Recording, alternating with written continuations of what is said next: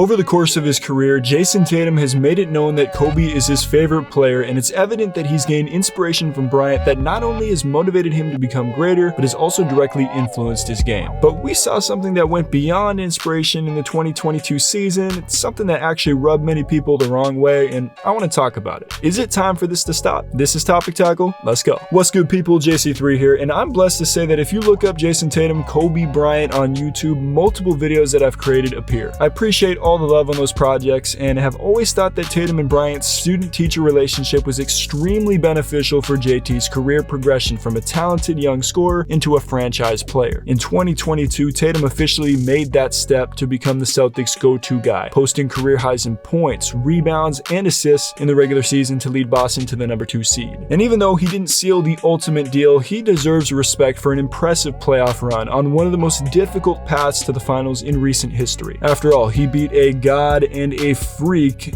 and that was only the first 2 rounds. And by the way, don't get me started on KD referring to himself as a god. Even if it was in jest, that's just plain blasphemous. Anyway, throughout this time, Tatum continued to be fueled by the example Kobe set for him, and the media continued to point out the similarities between the two. There were some moments that had many thinking that Tatum was taking the Kobe inspiration a bit too literally, to the point where he was labeled obsessed and fake Kobe. Like when Tatum dressed up as Kobe for the NBA 75 TV spot and was superimposed into Bryant's iconic game winner over Dwayne Wade. Or when he texted "I got you today" to Kobe before Game 7 of the Eastern Conference Finals, knowing he wouldn't get a response, and then proceeded to wear a purple number 24 armband during the game for motivation's sake. Or when he dressed for practice before Game 2 of the Finals, exactly like Kobe was for his Celtics workout before the 1996 draft. Is there anything wrong with Tatum doing these things? No, I want to make that very clear. Did these things add gasoline to the fire after Tatum seemed to burn out in the finals? You bet. Alright, let's pause for a quick shout out to Rakuten, who is not sponsoring this video, by the way. They're just the #1 option for cash back with online shopping. I use Rakuten whether it's through the website or the app every time I shop online, and I have a link in the description down below. Now, I'm completely transparent. This is an affiliate link. I will get credit if you go to this link, but most importantly,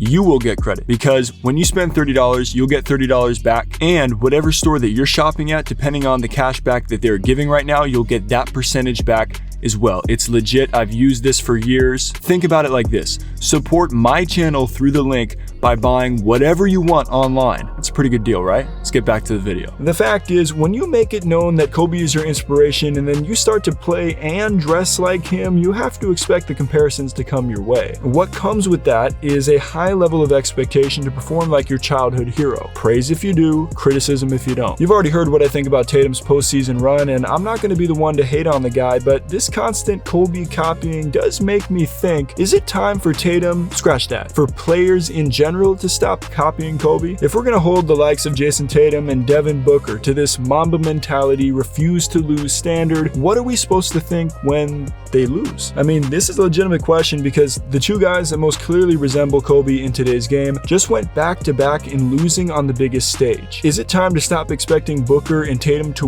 win like Kobe just because they show glimpses of Kobe in their games? It's true that every player has to go through adversity in their careers, and they can't be expected to win every finals they play in, unless you're Michael Jordan, of course. And Kobe mimicked MJ plenty of times, kind of how Booker and Tatum have mimicked Kobe. Bryant was outspoken about being inspired by Jordan's game. He played like Mike, emulating his signature moves, and he even wore MJ's jersey after the Lakers swept the Nets to three-peat in the 2002 finals. The difference is Kobe was racking up multiple championships by the time he was at the career point that Tatum and Book now find themselves at. And that's the danger in tying yourself to an all-time great, because whether you like it or not, the comparisons are coming, and they're coming fast. So should the Bookers and Tatums of the world stop trying to imitate Kobe altogether? Maybe keep the similarities in their games, but stop giving the media more reasons to compare them to Kobe by repeatedly wearing his shoes or his armband or texting him before Game 7. Is it the media's fault instead? Do they play into these comparisons too much while these guys are simply motivated to be great by a former mentor? I'm honestly just torn on what to think on this, so let me know what you think in the comments down below. Is it time for players to stop copying Kobe? We'll be back with more Topic Tackle coming soon. Stay solid, people.